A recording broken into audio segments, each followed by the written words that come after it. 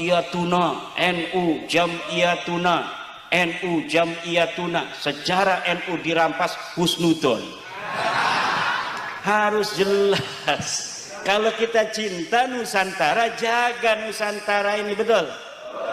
Kalau kita cinta NU, jaga sejarah NU, betul? Semua ini husnuzon. Kita berhusnuzon saja. Kita berhusnuzon saja. Ujungnya itu soal husnuzon. Katanya udah orang bodoh mah nggak usah nanya-nanya dalil. Berarti yang nanya dalil kayak saya, bapak-bapak PWI itu bukan orang bodoh. Orang-orang goblok nggak usah nanya dalilnya. Mari kita ikut saja. Yang orang bodoh itu yang nggak boleh nanya dalilnya, ikut aja. Ini nggak tahu bahasa ketum. Kata ketum, udah orang bodoh nggak usah nanya-nanya berarti yang nanya dalil orang pinter.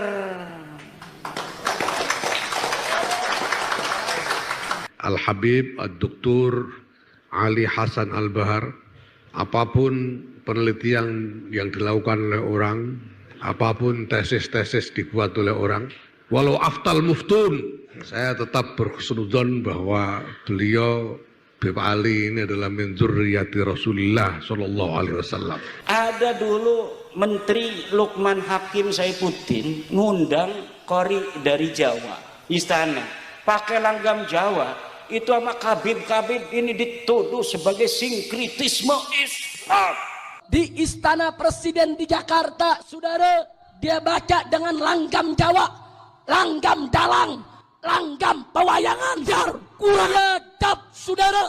Dia perolok Al-Quran, dia hina Al-Quran. Kurang ajar. Al-Quran dilecehkan begitu saja, biadab, kurang ajar. Marah semua qori, saudara. Sampai dianjing-anjingkan itu qori. Kurang ajar, biadab, sesat, kafir, saudara. Ini menghina Quran, saudara. Menterinya PKI ini rame-rame turun, kita demo kepung Istana Presiden supaya tidak kurang ajar kepada Al-Quran. Takbir. Udah menteri agamanya, saudara, sesat, kurang ajar. Qorinya dajjal. Istananya menjadi istana iblis. Ini yang sekarang nggak berani. Coba nih, ada YouTube-nya kan? Berani kagak itu para Baklawi ngomong bahwa langgam Jawa ini kafir, langgam Jawa PKI. Nggak bakal berani. Ayo nama, nggak bakal berani. Bahwa liberal sesat menyesatkan bukan dari ajaran Islam. Karena itu MUI tidak boleh terpengaruh dengan liberal, terjebak oleh liberal. MUI harus bersuara, harus mengeluarkan fatwa. Nggak boleh Al-Quran dikinakan, betul. 2015 di Jombang dijadiin sebuah tema muktamar Islam Nusantara, dihajar oleh mereka Baklawi. Ini Islam Nusantara, nanti ada Islam Amerika, nanti ada Islam Afrika, nanti ada Islam Jepang. Islam ya Islam, saudara. Betul apa tidak? Islam Nusantara bukan mengindonesiakan Islam. Yang betul adalah bukan Indonesia. Bolak-balik. Ini liberal otaknya didengkun. Makanya pakai goblok. Islam Nusantara bahaya tidak? Biarkan atau lawan? Biarkan atau ganyang? Islam Nusantara harus Islam yang dinusantarakan. Nah, ini orang salah kaprah ini. Islam Nusantara itu sudah dibuat oleh Mbah Hasyim mulai dulu. Sekarang ini orang-orang yang sok-sokan Islam Nusantara itu sudah ada dari dulu, bukan kemarin. Makanya ada Islam Nusantara, yaitu Islam yang nasionalis. Ya memang Islam itu tidak ada, Islam yang radikal itu tidak ada, Islam liberal itu juga, Islam itu pasti nasionalis. Hajar apa tidak? Merusak Islam apa tidak PBNU? Islam itu rahmatan lil alamin. Islam itu hanya satu, saudara. Dan jangan ada anak ibu mengikuti ajaran Islam Nusantara. Saya yang bertanggung jawab atas perbuatan laknat mereka. Jangan ada Islam Nusantara dalam sisi kepercayaan kita kepada Allah dan Rasulnya. Jangan ada paham Islam Nusantara dalam ibadah kita dan keseharian apapun bentuknya. Itu laknat Allah Ta'ala. Aku yang bicara, selesai. Dulu, sekarang ada nggak para Balawi yang berani menyinggung Islam Nusantara? Semenjak bab nasab ini tidak akan pernah ada. Bangsa Indonesia, mau ngapain kalian dijajah sama Arab? Mau ngapain kalian diperbudak sama Arab? Mau ngapain kalian diarabkan? Jangan mau diarabisasi. Buat Nahdlatul Ulama itu dibuat untuk membentengi akidah Ahlussunnah wal Jamaah. Diadakan Ansor, diadakan Banser itu untuk mengamankan ulama, untuk mengamankan, untuk membela yang hak. Lah kok saiki digunakan untuk yang lainnya? Yang jadi ketua NU enggak 100% Ahlussunnah wal Jamaah. Condong sana, condong sini. Tidak boleh orang yang bukan orang Islam dengan panggilan kafir, tidak boleh. Tapi kita panggil non-muslim, apa? Tidak boleh menggunakan wah kafir, bener. Itu kafir itu, jangan. Maka orang-orang non-muslim kita tidak sebut kafir, kita sebutnya non-muslim. Hajar lagi sama Ba'lawi-Ba'lawi itu. Saudara, dia mah mereka PBNU ini sudah kemasukan liberal, saudara. Sudah kemasukan PKI. Jangan panggil kafir di negeri ini, non-muslim aja. Itu tidak benar. Jangan sampai ngibuli kiai juga, tak boleh. Ini hanya 2 orang aja yang dari dulu ngomongnya kadang-kadang nggak persis. Jadinya fitnah begini. Yang dimasukkan televisi ya wong iku sebabnya profesor-profesor itu, ya karena itu kita tidak mengikut profesor, kita mengikut kiai aja. Alhamdulillah Musyawarah Nasional Alim Ulama di Banjar dengan keputusan menggunakan kata non-muslim terhadap orang yang bukan agama Islam mendapatkan sambutan internasional sangat baik sekali, mendapatkan komentar dari berbagai pihak. Tapi istilah kafir dalam Al-Quran tidak boleh diganti non-muslim. Istilah kafir dalam agama nggak apa-apa. Selain Islam adalah kafir. Memang iya. Setelah saya teliti, bukan keputusannya NU dan bukan ini keputusannya ulama, hanya 2 profesor itu aja yang pernah menyatakan sholat Jumat nggak sah di jalan. Coba Al-Quran mengatakan ya ayyuhal kafirun. Mereka mau rubah ya ayyuhal non muslim. Nah, dulu begitu, dulu sekali. Sekarang nggak bakal berani ya Abdul Khalid. Sudah ndak usah ngomong banyak-banyak daripada kualat. Bahwa para habaib ini memang memiliki silsilah yang sambung kepada Rasulullah SAW. Mari kita ikut saja, nggak usah nyari catatan. Lah kita sudah tahu alsinah lisan-lisan mereka pada kiai-kiai kita itu begitu. Wa ma tukhfi suduruhum akbar. Apa yang ada di dada mereka lebih besar lagi dari apa yang telah mereka katakan melalui kata-kata. Apa yang disembunyikan di dada mereka akbar kepada Nahdlatul Ulama. Walakin katsirum minan nasi la ya'lamun. Tapi banyak yang tidak tahu atau pura-pura tidak tahu. Itu cara bekerja ilmu DNA. Pakai dalil haram, makruh, sesat, kafir, nggak bisa. Masa depan akan ditertawakan oleh peradaban. Daripada nanti malu, lebih baik sekarang yang rapih mundur pelan-pelan. Daripada masa depan malu, lebih baik sekarang mundur pelan-pelan. Udah biarin aja itu Ki-Imad Dajjal. Kamu mau percaya mau enggak dengan nasab kami silahkan dah. Udah begitu aja udah. Kebanyakan ada penelitian dari ilmuwan di Timur Tengah yang ada di kitab-kitab Ba'lawi itu bukan karamah tetapi khurafat. Kejadiannya ndak ada, tapi ditulis-tulis Mi'raj 70 kali. Ditulis-tulis bahwa dia baca Rasulullah tidak berhenti baca salamnya kecuali dijawab oleh Rasulullah Muhammad sallallahu alaihi wasallam. Pas saya teliti namanya Ali Qoli Qosam. Jangankan dia berkeramat, orangnya saja teu aya. Ora ono, namanya saja tidak ada. Dari mana sih ngomong orangnya tidak ada? Kalau Ki Alawi tadi itu kereng karena babnya rijalul hadis. Kereng, tahu kereng? Ketat dia itu, keras ketat. Jadi Ahmad bin Isanya aja dianggap tidak ada. Kenapa Ahmad bin Isanya dianggap tidak ada? Karena Ahmad bin Isa ditulis oleh Ba'lawi sekarang katanya seorang muhaddis. seorang perawi hadis. Kalau ditulis perawi hadis, harusnya namanya sudah ada di kitab Rijalul Hadis. Kiai Alawi sudah meneliti seluruh kitab Rijalul Hadis, tidak ada namanya Ahmad bin Isa. Maka dia katakan Ahmad bin Isa jangankan meriwayatkan hadis, orangnya saja tidak ada.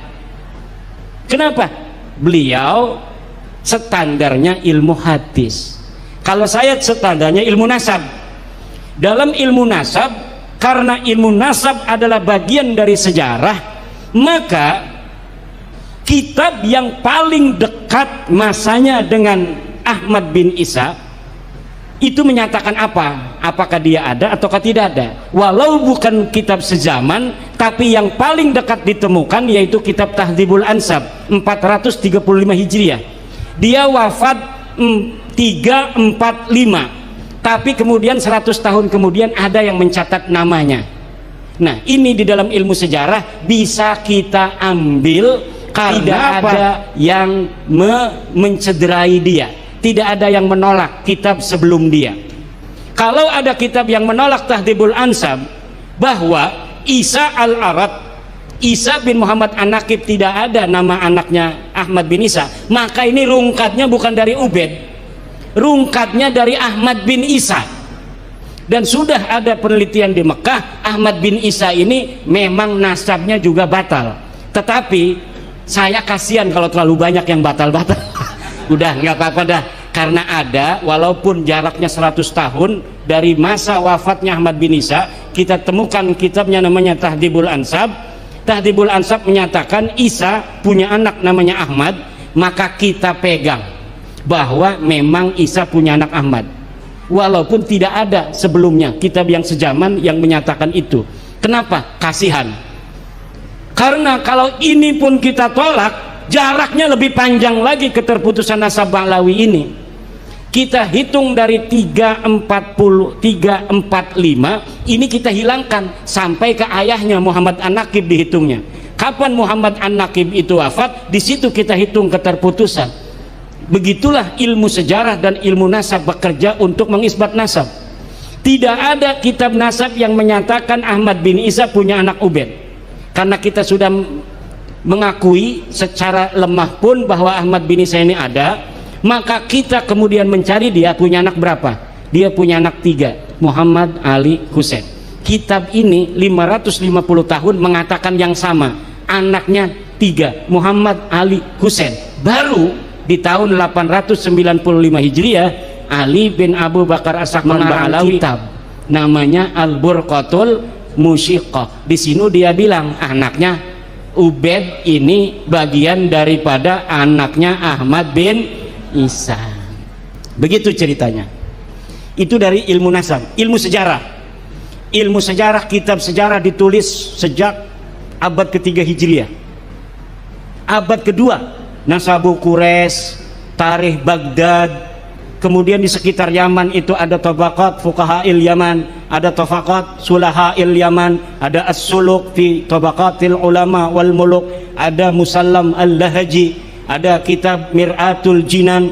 Semuanya tidak mencatat keluarga Ba'alawi Abdurrahman Segaf sebagai keturunan baginda Nabi besar Muhammad SAW. Baru ada setelah abad 9. Kalau dari abad 9 sampai sekarang 170 kitab pun ada. Tetapi dalam kaidah ilmu nasab, la yuhtaju bi kasratil masadiri idza kana asluha min marji'in wahidin. Tidak dijadikan hujjah kitab-kitab yang banyak itu apabila kembalinya kepada satu referensi, Al-Burqatul Musyiqah. Jadi banyaknya kitab kemudian yang menyebutkan itu tidak bisa digunakan sebagai dalil bahwa nasab mereka sahih. Tidak bisa. Apalagi bukan kitab nasab. Sedangkan tidak ada kitab nasab di abad 9 sampai bawah yang mencatat nama mereka. Yang ada itu kitab Tuhfatut Talib di abad 10. Kitab Tuhfatut Talib baru mencatat nama Alwi, Sohib Mirbah, Khalifah Muqaddam baru dicatat di abad 10 kitab nasabnya.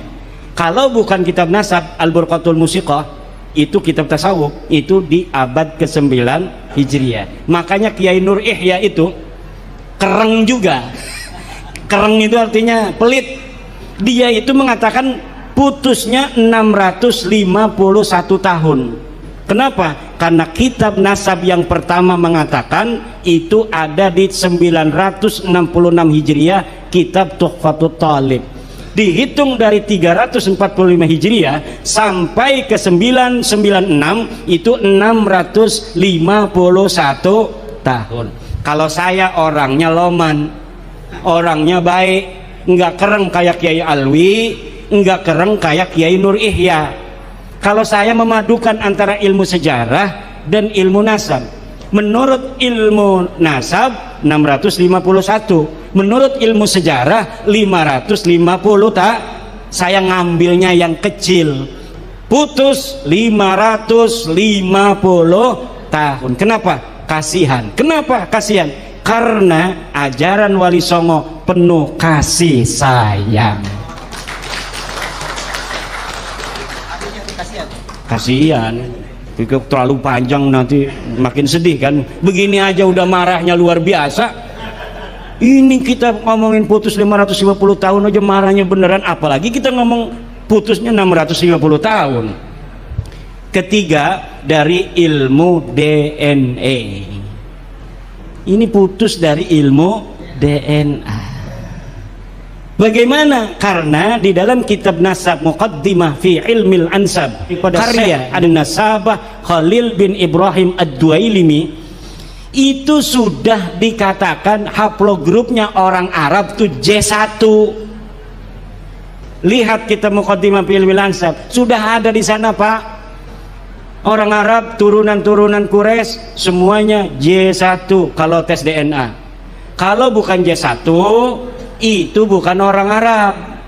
Nah, bagaimana dia itu bisa menjadi keturunan Nabi kalau orang Arab aja bukan? Jadi masa depan nih Pak, hasil tes DNA kayak Ba'lawi ini nggak mungkin lagi dibahas dalam ilmu nasab dan ilmu sejarah tentang dia valid ataukah tidak. Karena masa depan itu ketika ingin menelusuri keturunan Nabi, cukup lihat tes DNA-nya dulu. Oh, tes DNA J1, oke, masuk dalam penelitian. Kenapa? Karena sudah ketahuan orang Arab, garis lurus laki-lakinya. Kalau misalnya haplogrupnya kayak Ba'lawi, G, golep. Kita mau ngapain saja di dalam ilmu nasab, ilmu sejarah, pasti ini ujung-ujungnya putus. Kenapa? Tidak ada kakek bersama antara Ba'lawi dan Nabi Muhammad selama 45.000 tahun dalam ilmu DNA. Kita ini punya kakek bersama. Saya Ki Alawi mengaku sama-sama keturunan Sunan Gunung Jati, pakai mengaku. Itu bisa dibuktikan nanti dari tes DNA. Tuh bagus mau tes DNA, saya tes DNA. Ini tes DNA, nanti kakek bersamanya ada nggak di 400 tahun? Kalau kakek bersamanya ada di 400 tahun, mengaku keturunan Sultan Hasanuddin. Kenapa? Karena Sultan Hasanuddin dan kita hari ini itu jaraknya 400 tahun atau 500 ya, 500 tahun. Kalau misalnya pas tes DNA Abdi ya Jengki Alawi pas di tes DNA kakek bersamanya 50.000 tahun, nggak mungkin ini keturunan daripada kami ini. Salah satunya pasti ada yang salah dari keturunan Sultan Hasanuddin. Kenapa? Sultan Hasanuddin ada kakek bersama yaitu 500 tahun. Itu cara bekerja ilmu DNA. Pakai dalil haram, makruh, sesat, kafir, nggak bisa. Masa depan akan ditertawakan oleh peradaban.